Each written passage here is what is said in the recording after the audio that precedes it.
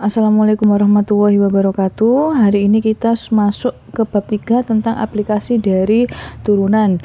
Nah, di bab 3 ini subbab pertama adalah tentang maksimum dan minimum. Di sini ada definisi tentang nilai maksimum dan nilai minimum. Fc itu dikatakan nilai maksimum dari F ya. Kalau Fc itu nilainya lebih besar sama dengan Fx untuk semua X di interval tersebut. Karena Fc itu lebih besar nilainya dari semua nilai X yang ada di S, berarti Fc itu adalah nilai maksimum. Nah, kalau Fc itu kurang dari sama dengan Fx untuk semua nilai X ya yang ada pada suatu fungsi itu, maka Fc itu kita katakan sebagai nilai minimum. Baik nilai minimum ataupun nilai maksimum itu keduanya kita sebut sebagai nilai ekstrim dari suatu fungsi. Jadi Fc yang nanti jadi maksimum ataupun Fc yang jadi minimum itu dikatakan sebagai nilai ekstrimnya. Kapan suatu fungsi f itu memiliki nilai maksimum atau minimum? Kalian perhatikan dulu di gambar 2 itu ya. Di situ ada suatu fungsi fx sama dengan 1/x. Nah, kalau kita mengambil S, intervalnya itu pada interval terbuka 0 sampai tak hingga, berarti 0 itu ini akan terus ke sana ya, dan tak hingga berarti X-nya ini akan terus ke sana, dilanjutkan terus kan ya. Nah, kalau intervalnya itu yang diambil adalah interval terbuka dari 0 sampai tak hingga, berarti fungsi tersebut tidak memiliki nilai maksimum atau minimum karena kita nggak pernah tahu dia itu berhentinya di mana. Tuh kan ya. Sekarang kalau kita mengambil intervalnya itu adalah interval tertutup, ini interval tertutup 1 sampai 3, berarti dibatasi saja sampai sini. Ini sampai sini. Nah, kalau seperti ini maksimumnya berapa? Maksimumnya kita lihat dari grafiknya, yang tertinggi itu kan yang ini nilainya. Berarti itu sama dengan 1. Ini nilai fungsinya 1 ya. Minimumnya berapa? Minimumnya ketika X-nya itu 3. Yang ini. Kalau kita masukkan 3, ini sama dengan 1/3. Minimumnya itu 1/3. Tuh. Kalau sekarang yang kita ambil adalah interval terbuka tertutup 1. Yang ini terbuka gini, yang ini tertutup di sini.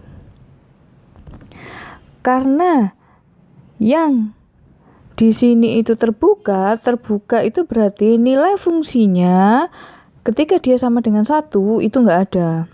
Karena dia terbuka, dia mendekati 1, tapi nilai fungsi di 1 itu nggak ada. Karena nggak ada, berarti dia nggak punya nilai maksimum. Harusnya kan nilai maksimumnya di sini, sama seperti yang ini tadi. Tapi karena dia itu intervalnya terbuka, maka dia tidak punya nilai maksimum. Nilai minimumnya mana? Dari interval ini ada, yaitu yang di sini. Yang di 3 ini tadi tetap. Yang sama dengan 1/3. Jadi di sini di teorema A kita punya teorema eksistensi dari maksimum dan minimum. Kalau F itu kontinu seperti gambar 2 tadi ya, dia itu kontinu pada interval terbuka A, B, maka fungsi tersebut memiliki maksimum dan minimum. Ada maksimumnya, ada minimumnya kalau dia close interval tertutup. Kalau terbuka seperti ini tadi, ya tidak punya berarti gitu ya. Di mana biasanya kita menemukan nilai ekstrim pada suatu fungsi ya. Nah, kalau kita lihat grafiknya, yang pertama biasanya maksimum dan minimum pada suatu fungsi yang kontinu itu terletak di endpoint. Endpoint itu kalau close intervalnya A, ini A sampai B ya, seperti gambar 4 yang sebelah kiri ini. Ini endpointnya kan di A sama di B. Nah, maksimum dan minimumnya itu biasanya ada di endpoint ini. biasanya ya. Ini kemungkinan pertama. Kemungkinan keduanya itu ada di stationary point. Stationary point itu apa? Titik di mana turunannya sama dengan 0. Jadi turunan di titik itu sama dengan 0. Kenapa? Kalian ingat kemarin pendekatan dari turunan itu kemarin kan adalah garis singgung. Nah, kalau di sini kan garis singgungnya seperti ini gini. Nah, ketika di puncak, garis singgungnya akan berbentuk horizontal. Gini ya, sejajar dengan sumbu X. Ini juga gini, ini gini. Titik-titik seperti ini di mana F aksen C-nya itu sama dengan 0, ini kita sebut sebagai titik stasioner karena dia turunannya statis. Lurus gini aja ya. Nah, ini namanya titik-titik stasioner. Tuh. Nah, biasanya maksimum dan minimumnya ada di situ seperti ini. Ini kan maksimumnya di sini dan yang minimum ada di titik yang paling bawah ini. Selain itu, ya, kemungkinan ketiganya maksimum dan minimum itu bisa ditemui di titik yang namanya titik singular. Ya, titik tunggal. Titik tunggal itu apa? Titik tunggal itu titik di mana dia itu tidak punya turunan. F aksen C-nya itu tidak ada. Kenapa tidak ada? Kalian masih ingat kalau ini loncat kan? Grafik yang loncat limitnya tidak ada. Padahal definisi dari turunan itu kan kemarin limit Fx plus H min Fh dibagi H. Itu kan definisinya berdasarkan limit. Nah, nilai limit di sini tuh pasti nggak ada. Karena nggak ada, ya, biasanya dia itu adalah nilai ekstrim. Entah itu minimum, entah itu maksimum. Begitu juga dengan yang ini. Ini tuh adalah pojok, ya. Jadi dia itu nggak mulus. Harusnya kalau grafik seperti ini, kalau mulus seperti ini bisa jadi F aksen C-nya itu ada. Tapi kalau ini nggak, dia itu ujung. Nah, kayak gini, seperti fungsi tangga, itu ketika di pojoknya, nih turunannya nggak ada.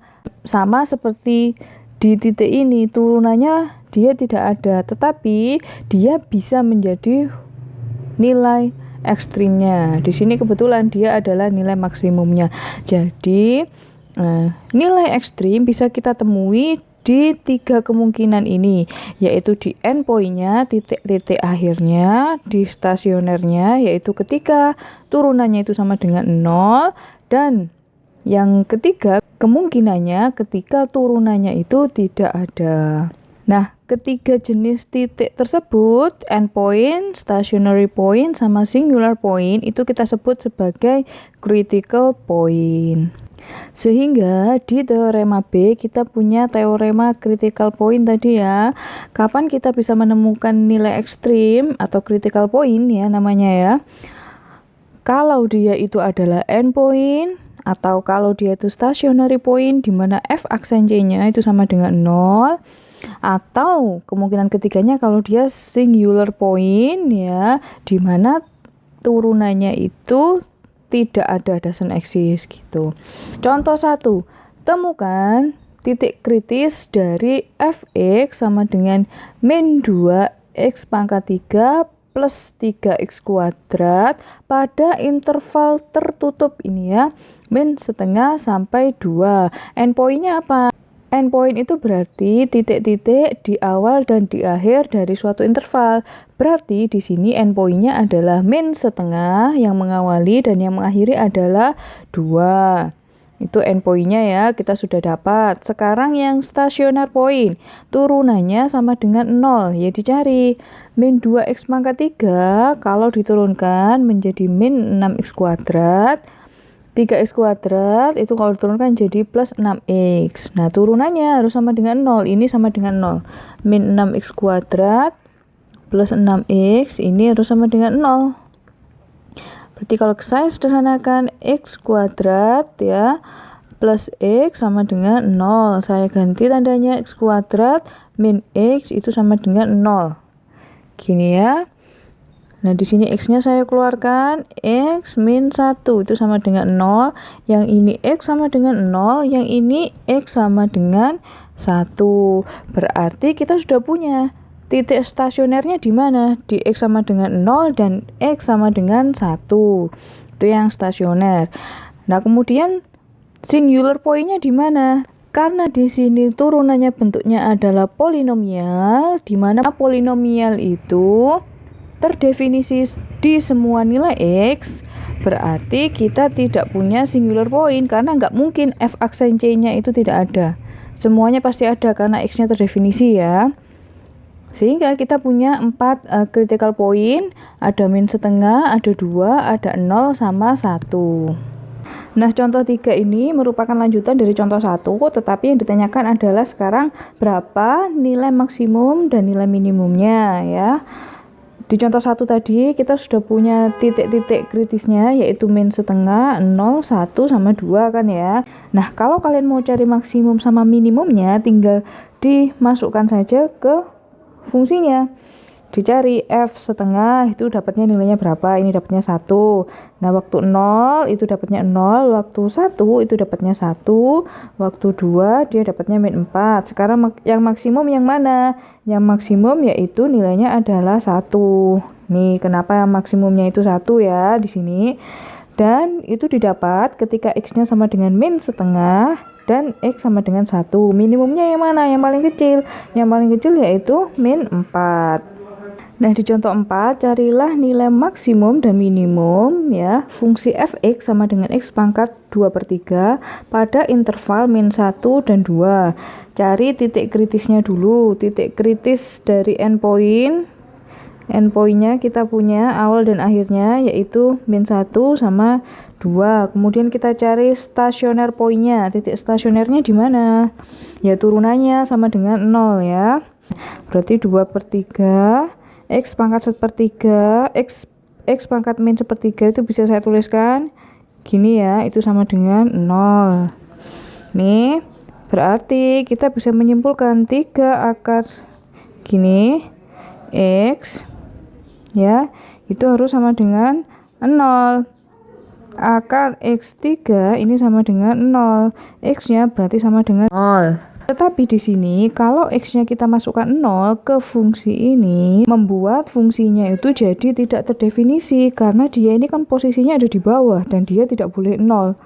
Gitu kan ya. Makanya turunan di mana dia itu sama dengan 0 itu tidak akan pernah terjadi. Karena kalau X-nya itu nanti 0, kita kan tadi dapatnya X-nya 0. Kalau X-nya 0, yang fungsinya jadinya tidak terdefinisi.